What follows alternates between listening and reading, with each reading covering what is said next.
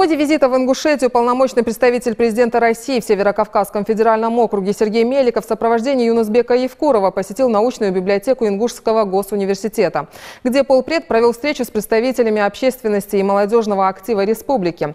В течение 3 часов собравшиеся обсуждали вопросы развития региона и пути их решения. Залина Магушкова продолжит.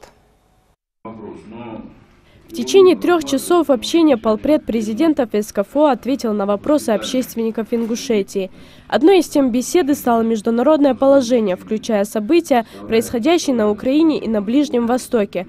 Как было отмечено, украинская ситуация для определенных зарубежных сил является не самоцелью, а в первую очередь средством воздействия на Россию. Это роднит ее с прошлыми попытками ослабить российскую государственность на Северном Кавказе. Причем повторение подобных моментов исключать нельзя. Полпред отметил, что органам государственной власти и структурам гражданского общества в регионах округа необходимо работать на упреждение, прежде всего на идеологическом и информационном поле. Мы все свидетелями являемся тому, как напряженно складываются отношения на международной арене. И уже не только можно говорить об этом, что в последний год или в последние месяцы, но даже в последние дни и в последние часы. К сожалению, эти провокации со стороны наших недругов продолжаются. И прежде всего, на сегодняшний день основным элементом противодействия данным угрозам будет являться не действие силовых структур, ни танки, ни самолеты, ни стрелковое оружие, а именно борьба или работа по противодействию этой чуждой нам идеологии. То есть это борьба за умы, борьба за души. Наверное, я не покривлю душой, если скажу, что это борьба более сложная, более трудная, нежели ведение каких-то действий с оружием в руках.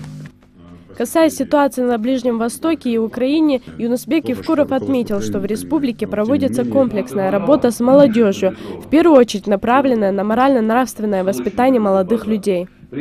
Довольно серьезную работу проводим в этом направлении. Мы участвуем, мы можем без участия населения это делать, но мы обязательно привлекаем для сбора гуманитарной помощи населения. И когда в городах, в муниципальных образованиях, в сельских поселениях развертываются пункты сбора гуманитарной помощи, вот там мы увидим консолидацию общества в этом направлении. Мы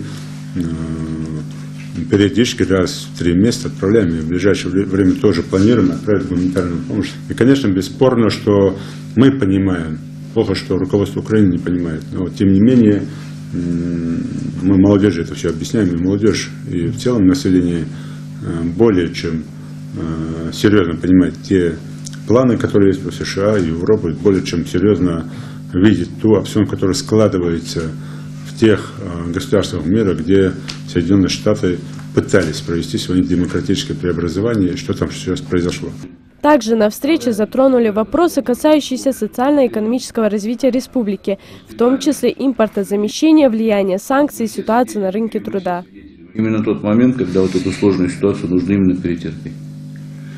Было хуже, и с началом деятельности политической нашего сегодня национального лидера, процесс улучшения состояния нашей жизни наблюдался с каждым годом. Во-первых, наступил мир. Во-вторых, определенная стабильность была достигнута в экономике. После этой стабильности пошел рост. Очень важно, чтобы мы сегодня продолжали учиться и обязательно пришли к тому, что мы научились сотрудничать, договариваться, ставя общие интересы выше собственных амбиций. Журналист и блогер Лиза Евлоева рассказала о работе, которую она проводит по интеграции людей с ограниченными возможностями в общество по программе «Доступная среда». По ее словам, многое уже удалось сделать, в том числе благодаря грантовой поддержке в рамках форума «Машук». Однако пока не все идеи получилось реализовать. Сергей Меликов высоко оценил работу Евлоевой и выразил надежду на то, что она выступит с новым проектом на молодежном форуме в этом году. Кроме того, полпред президента предложил активистке войти в состав окружного совета по молодежной политике и принять участие в его ближайшем заседании в Грозном. Залина Магушкова, Муслим Ганиев, Новости 24.